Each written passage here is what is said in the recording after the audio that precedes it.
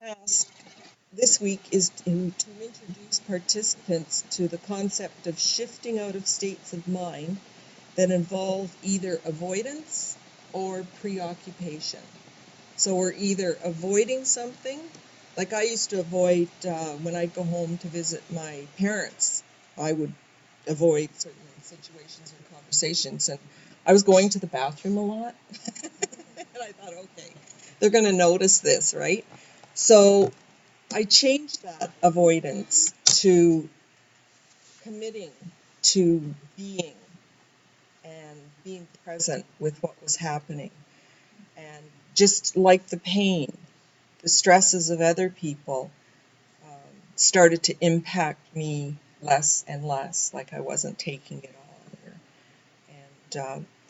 And so as we shift out of that reactivity or avoidance or preoccupation, we come into a sense of peace and calmness and response. And I noticed the word reaction, or how am I going to react to this? And I think we can be mindful of our words now and say, how do I want to respond to this? I'm going to pause and think about how I'm going to respond, and pause and speak mindfully and listen mindfully.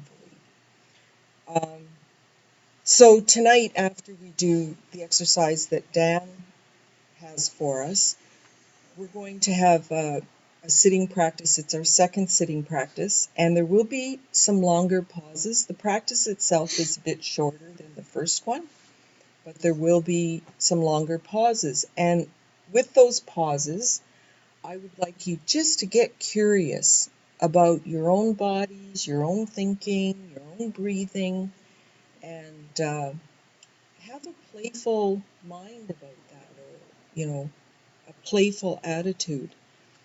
Um, it's very important to observe, as Suzanne was saying, observe how we get drawn into reactions and the experiences that go along with reactions.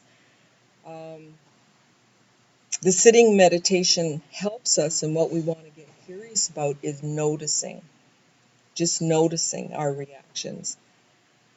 And attachment, that's another thing that is really important to address. Attachment occurs when we hang on to a reaction.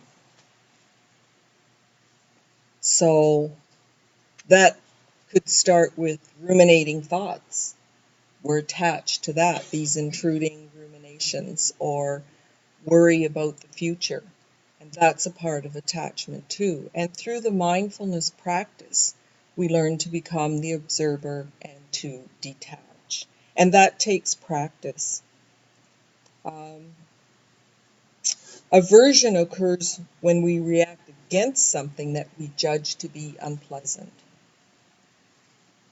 And mindfulness also teaches us about our own judgmental mind, our judgmental thinking.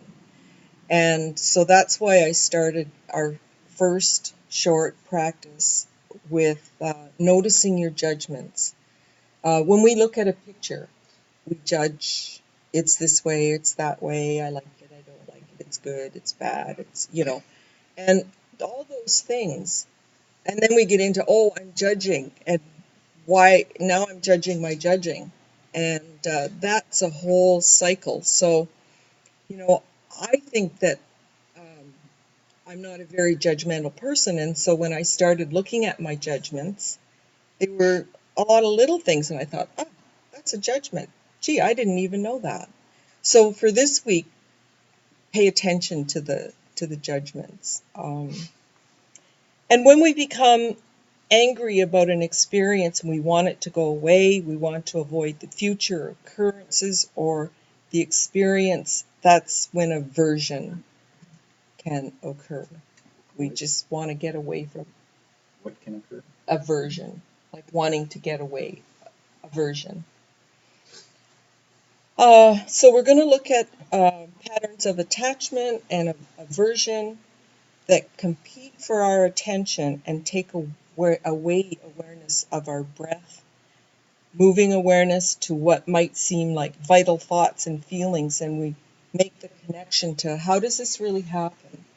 How does this sense of what I want to avoid or avert, um, and it changes with our experience and our awareness of that. But first, we have to become aware of what we're avoiding or not liking. And yes, What about when there's fear involved? fear is a large part of that, like wanting to avoid You're fear, avoiding because you're afraid of consequences. afraid of the consequences. Well, then we need to begin to think of safety, our own self-care.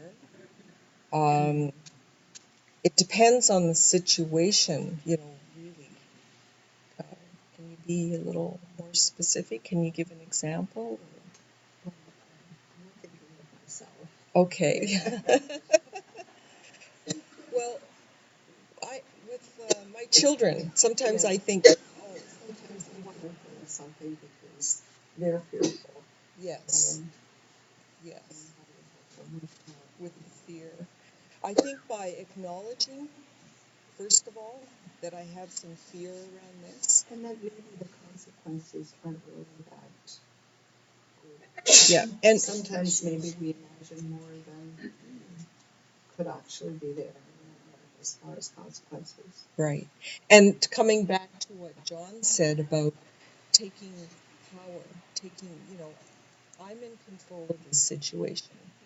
And I think some teaching around that and some practice around that can help a lot of fear-based aversion, yeah, and anxiety. Good question.